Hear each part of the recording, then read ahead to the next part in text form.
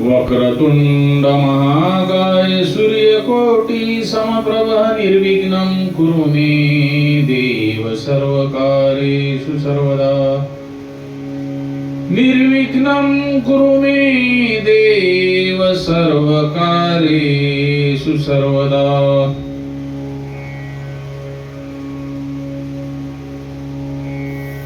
आपल्या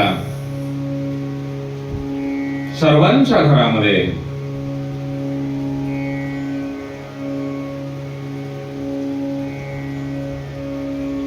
जी आपली इष्टदैवता आहे त्या इष्टदेवतेची मूर्ती असते आणि त्या मूर्तीची आपण पूजा करतो। परंतु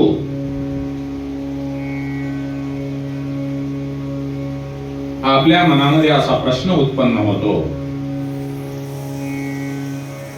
की ही मूर्ती आहे,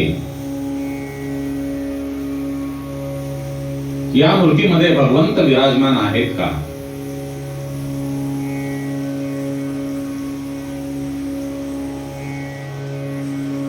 त्याचे उत्तम उदाहरण म्हणजे तुकाराम महाराज आपल्या गाथ्यामध्ये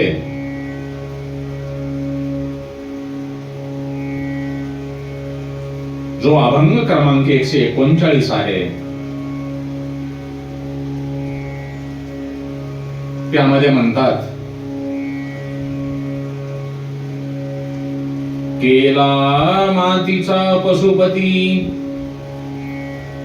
परी मातीशी काय महती, शिव पूजा शिवाशी पावे माती माती माझी समावे, तैसे पूजिती आमा संत पूजा घेतो भगवंत, आम्ही किंकर संताचे दास संत पदवी नको आमास, केला पाषाणाचा विष्णू परी पाषाण नव्हे तो विष्णू, विष्णू पूजा विष्णूशी अर्पे पाषाण राहे पाषाण रूपे, केली काशाची जगदंबा परी काशे नव्हे आंबा, पूजा आंबेची आंबेला घेणे काशे राहे काशेपणे, ब्रह्मानंद पूर्णा माझी तुका मने केली काजी, ज्याची पूजा देण्याची घेणे आम्हा पाषाण रूपराने। तुकाराम महाराज म्हणतात, आपल्या घरामध्ये ज्या आपल्या इष्टदेवतेच्या मूर्ती आहेत त्या मूर्तींची आपण पूजा करतो। आपण त्या मूर्तींची पूजा करत नसून ज्या आपल्या इष्टदैवतेची मूर्ती आहे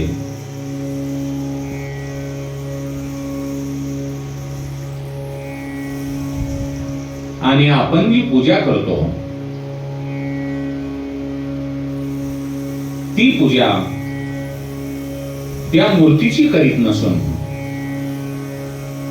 त्या मूर्तीच्या ठाई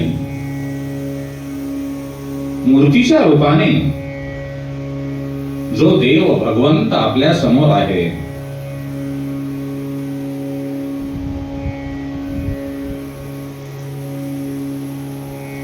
ती मूर्ती त्या देवांची भगवतमय असून भगवतमय भावनेने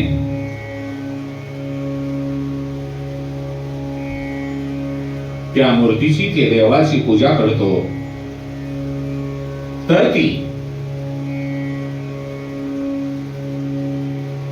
जड वस्तू नसून तुकाराम महाराज त्या मूर्तीबद्दल सांगतात आपण सर्वजण पवित्र तीर्थस्थळावर गेल्यानंतर वाळूची किंवा मातीची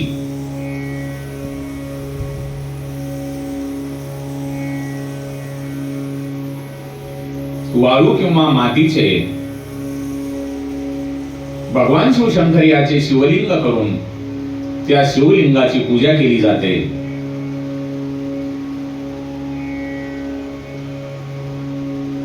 आणि ती पूजा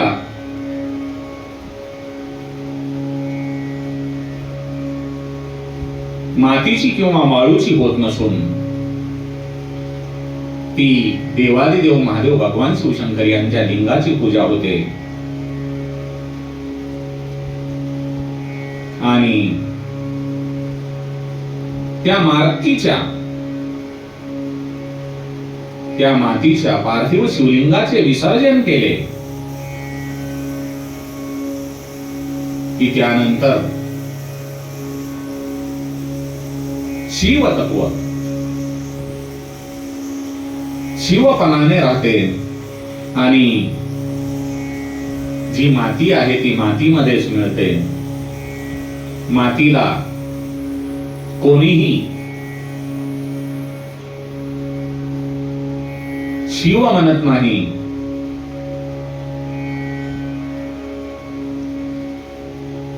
जोपर्यंत आपण आपले जे इष्टदेव आहेत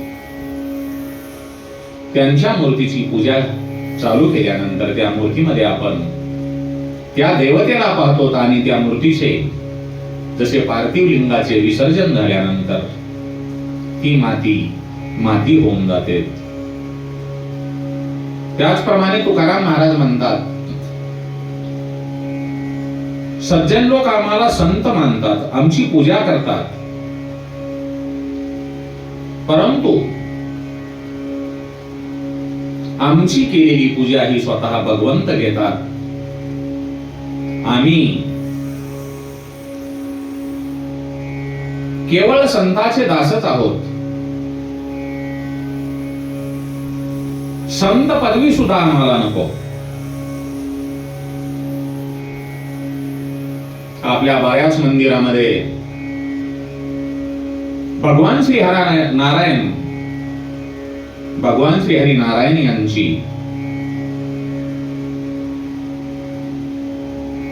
दगडापासून बनविलेली मूर्ती आहे. आणि त्या मूर्तीशी आपण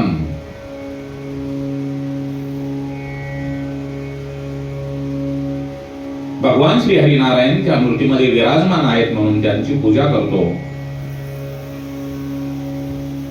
ती पूजा पाषाणाची नव्हे तर ती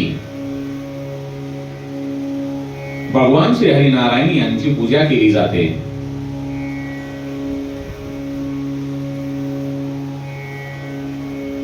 आपल्या समोर जे भाव ठेवण्यासाठी माध्यम असते,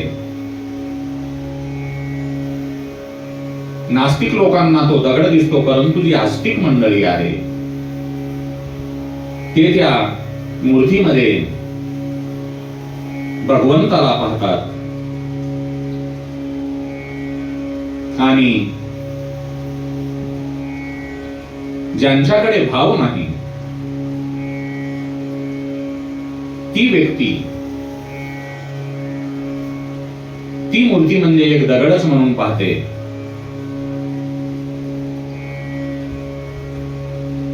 आणखी तुकाराम महाराज दुसरे उदाहरण देतात. काशाच्या देवीची पूजा करून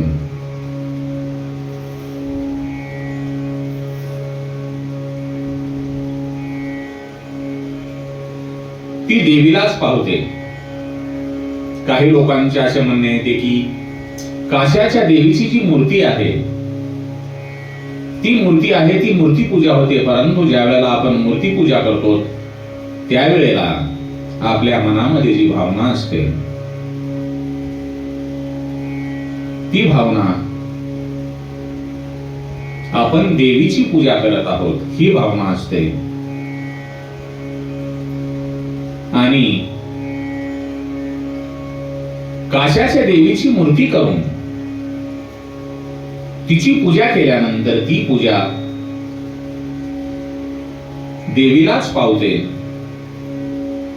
आणि जी मूर्ती आहे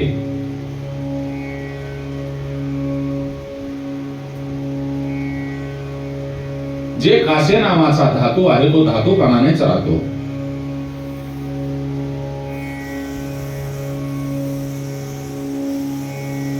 तुकाराम महाराज म्हणतात,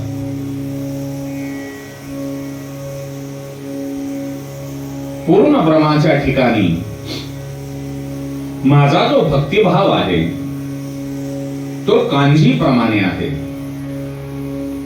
कारण आम्ही काही महत्वाचे नाहीत. आमची जी पूजा केली जाते ती देवाला पोहोचते.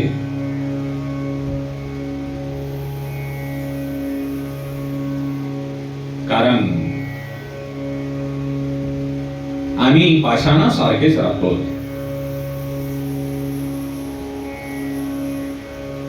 जरी कोणी संतांची पूजा केली तरी त्या संतांनी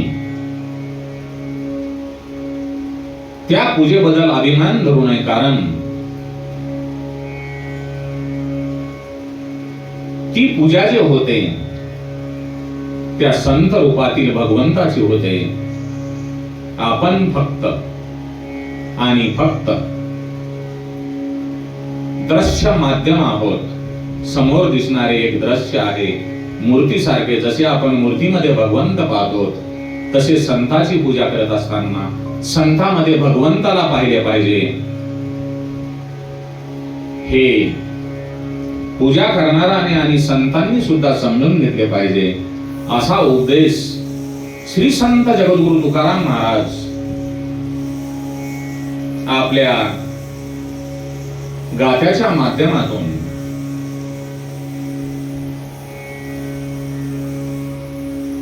संत मंडळींना आणि जनसामान्य जे भक्तगण आहेत त्यांना उपदेशपर सांगत असून सर्वांनी आपण मूर्ती पूजेबद्दल दुराग्रह न बाळगता आपण ज्या आपल्या इष्टदेवतेची पूजा करता ती पूजा म्हणजे त्या दैवतेचीच असते. आणि पूजा संपल्यानंतर तुमची पूजा ही ज्या इष्टदेवतेची केलेली आहे ती इष्टदेवता तुमची पूजा स्वीकार करते आणि मूर्ती मूर्तीच्या जागी राहते. म्हणून आपल्या मनामध्ये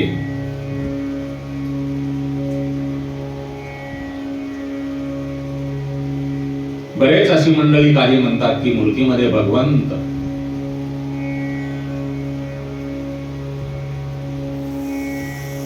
आहेत तर मग त्यांचा प्रभाव का नाही.